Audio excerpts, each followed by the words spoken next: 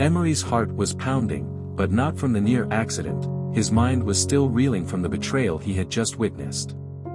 He clenched his fists, trying to push it all away. "Thanks," he muttered, his voice hollow as he pulled back, barely sparing a glance at Julian before attempting to walk away. He didn't care who the man was or why he had helped him. Nothing mattered right now except getting away, disappearing before the pain swallowed him whole. But Julian wasn't one to let things slide so easily. He reached out, his hand firm but not forceful, catching Emery's arm before he could slip away. "Hey! Let me go," Emery snapped, jerking his arm back as if Julian's touch burned him. His eyes, red and wet from crying, flashed with frustration. "Just mind your damn business." Julian raised an eyebrow, taken aback by the sharpness in his tone. Most people at least pretended to be grateful when they were pulled away from the jaws of death. "Mind my business," he echoed, scoffing. "You were about to get flattened by a car. Excuse me for thinking you might want to keep living." Emery's chest rose and fell in quick, shallow breaths. He didn't need this. "Not now. I didn't ask for your help," he said bitterly. "Next time, don't bother." Julian narrowed his eyes, his patience thinning. "Next time," he repeated, folding his arms. "Right, because running blindly into traffic is a regular hobby of yours." He let out a sharp laugh. "You know, most people at least have the decency to say, thank you, without acting like a brat." Emery shot him a cold glare. "And most people know when to leave someone alone." Julian bristled at the response, his jaw tightening. "Unbelievable," he muttered. "I should have just let you get run over." "Maybe you should have," Emery shot back without thinking. For a second, neither of them spoke. The words hung heavy in the air, and Julian could see something flicker behind Emery's eyes: pain, exhaustion, something deeper than just anger. But just as quickly as it appeared, it was gone, buried beneath layers of pride and stubbornness. Emery turned away, his feet moving before his mind could catch up. He just needed to go. Anywhere but here. Julian exhaled sharply, running a hand through his hair in frustration. "What the hell is wrong with that guy?" he muttered.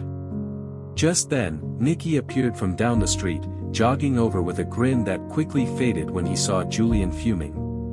"Uh-oh," Nicky said, glancing between Julian and Emery's retreating figure. "What happened? You look like you want to strangle someone." Julian huffed. "That guy is the most insufferable, unreasonable," he cut himself off, shaking his head. "Never mind. Just tell me you have good news." Nicky chuckled, knowing Julian well enough to let the matter slide. "Well, your apartment is ready," he announced. "And I printed out the invitations for the ball you arranged. Everything is in place." Julian took a deep breath, pushing aside his annoyance. The ball. His plan. His revenge. That was what mattered. What happened was just a fleeting irritation, nothing more. Still, he glanced once more in the direction Emery had gone, a strange feeling lingering in his chest. Emery stormed into the house, his heart still pounding with frustration. His mind was spinning, but it wasn't just from what had happened earlier with Ethan and Hale. That stranger, the one who had saved him, was somehow still lingering in his thoughts. He was grateful for the man's help, but his arrogance, his attitude. Emery clenched his fists. He was rude, infuriating, and far too full of himself. But as much as he wanted to focus his anger on the stranger, it all came crashing down when the front door opened again, and Hale walked in. Emery's entire body stiffened. The image of Hale pressed against Ethan flashed before his eyes, and the anger he had momentarily set aside returned in full force. Hale hesitated for a moment, then sighed. "Emery. Don't," Emery cut him off, his voice cold and sharp. He turned to face his brother, his eyes burning with hurt and fury. "I don't want to hear it." Hale took a step closer. "Just let me explain." "There's nothing to explain. Emery snapped. I saw you. I saw everything. His voice cracked slightly, but he forced himself to stay strong. You knew Ethan was my boyfriend, and you still. He stopped, taking a shaky breath. This isn't the first time, Hale. You always do this to me. Hale's expression turned neutral, as if he wasn't even ashamed. He leaned against the wall, crossing his arms.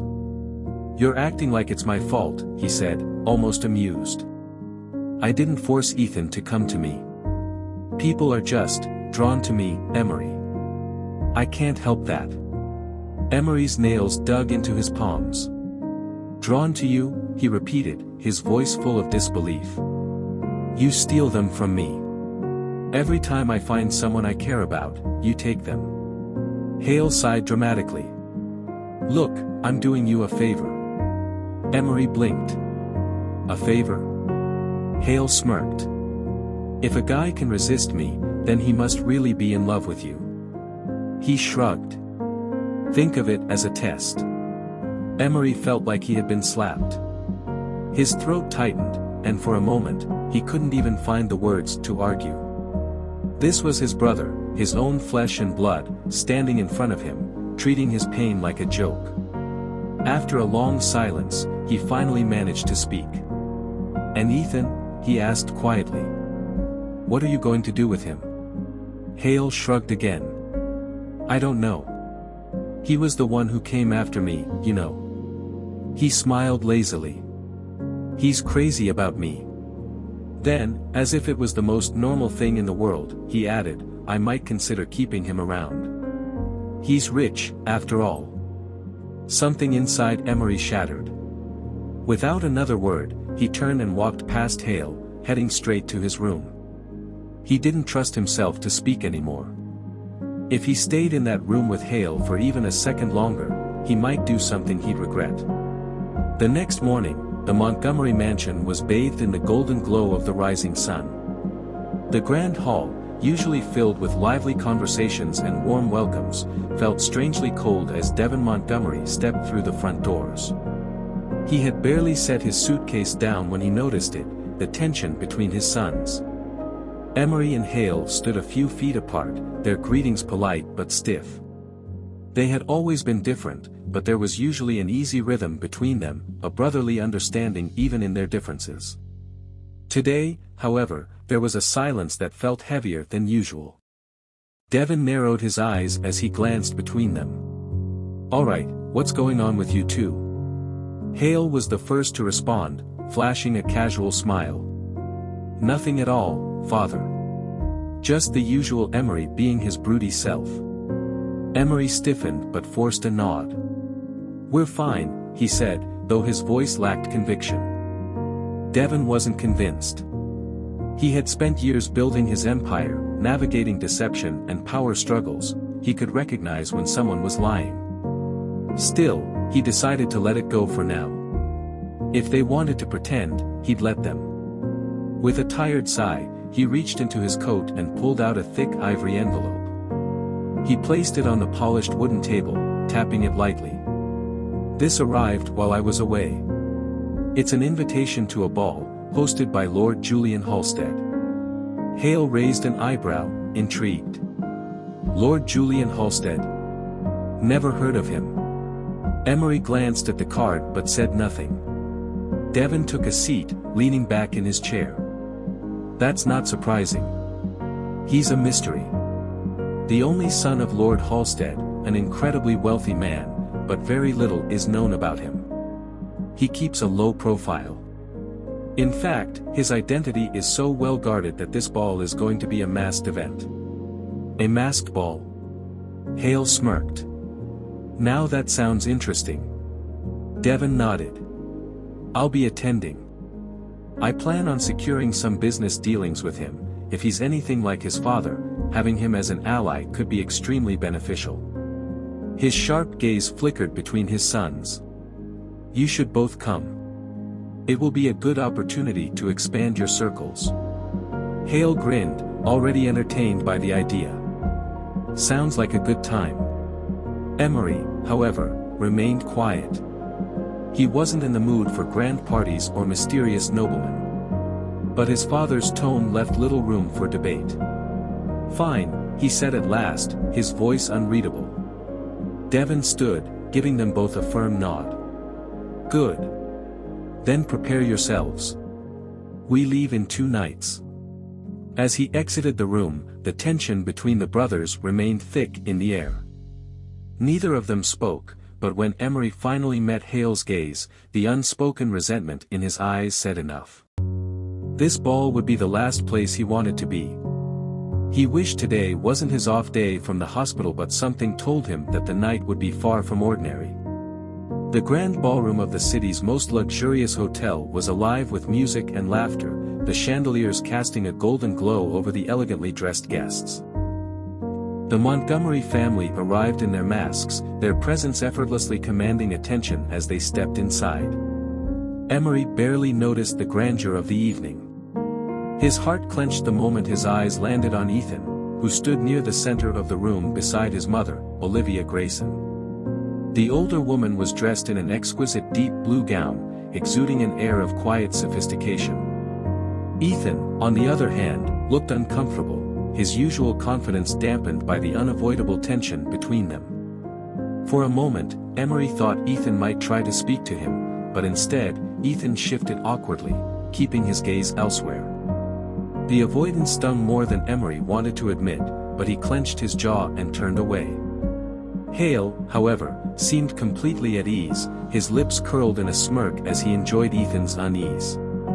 Then, the entrance doors swung open once more, and a hush spread through the ballroom as Julian Halstead entered, accompanied by Nikki. Julian was striking. He wore a finely tailored black and silver suit, his mask accentuating his sharp, regal features. He moved with the grace of someone who knew he owned the room, exuding effortless charm and mystery. Hale's eyes locked onto him instantly. Well, Hale murmured, adjusting his mask. This night just got more interesting. Emery, however, barely spared Julian a glance. His mind was too clouded with heartbreak and frustration. He quietly slipped away toward the bar, ordering himself a strong drink. He needed something to drown out the sting of seeing Ethan in the same room, acting as though nothing had happened between them. Meanwhile, Julian took center stage, raising a glass in one hand as he addressed the room. "Ladies and gentlemen," he began, his voice smooth and commanding. "I thank you all for attending this evening. I've organized this ball to become better acquainted with the most esteemed members of our society, as I plan to establish long-standing connections in this city. I look forward to meeting each of you." Applause rang out, and soon, Julian descended into the crowd, greeting guests one by one. Eventually, he reached Devon Montgomery and his circle. Julian's heart pounded in his chest as he faced the man he despised, but he kept his expression impeccably smooth. Devon, oblivious to the venom simmering beneath Julian's polite smile, greeted him with respect. "It's an honor to finally meet you, Lord Halstead," Devon said, extending a hand. "Your father was a remarkable man." Julian forced a pleasant chuckle, shaking his hand. "He certainly left a legacy." He fought to keep his loathing buried deep, smiling even as he promised a future business deal with the man he secretly wished to ruin. As they spoke, Hale had been watching Julian with increasing fascination. He tilted his head slightly, studying the way Julian carried himself. The way his lips curved just so. The way his eyes, even behind his mask, held an undeniable intensity. With a sly smile, Hale leaned in, his gaze dancing with amusement. "You're quite the mystery, Lord Halstead." Julian arched a brow but played along. "Am I?" "Oh, absolutely," Hale purred. "But I do enjoy a good mystery." The flirtation was unmistakable, and Julian smirked, deciding to let Hale play his little game. However, from the corner of his eye, he noticed Ethan stiffen, his jaw tightening. Hale was reckless with his affections, and Ethan, despite his betrayal, was clearly still possessive.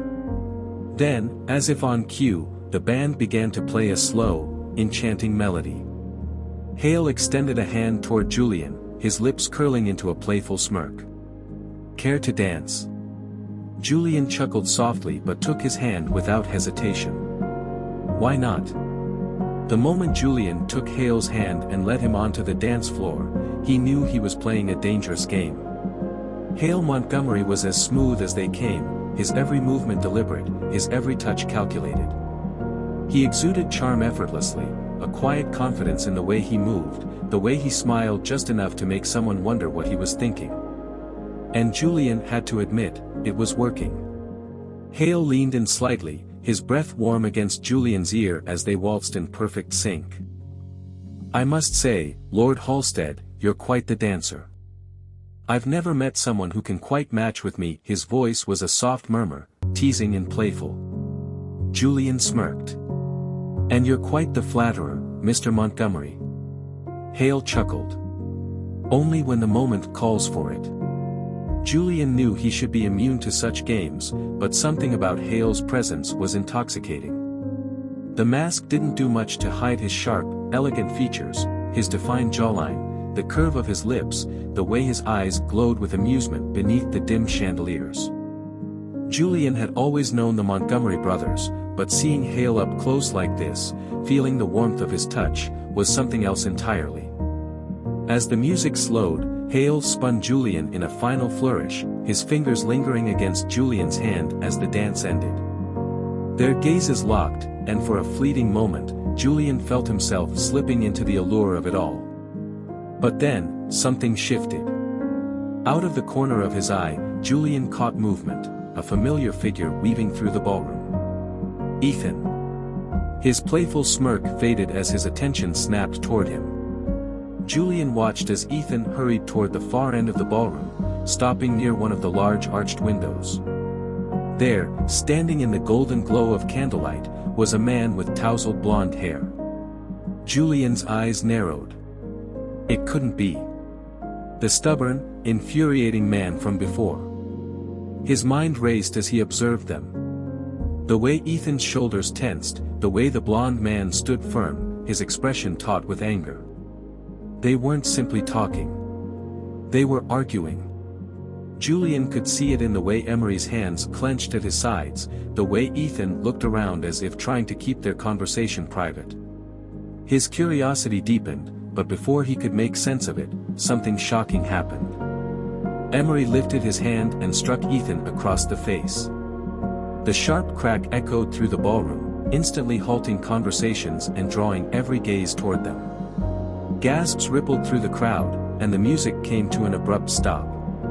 Julian arched a brow, intrigued. Ethan stumbled back slightly, his hand flying to his cheek in stunned silence.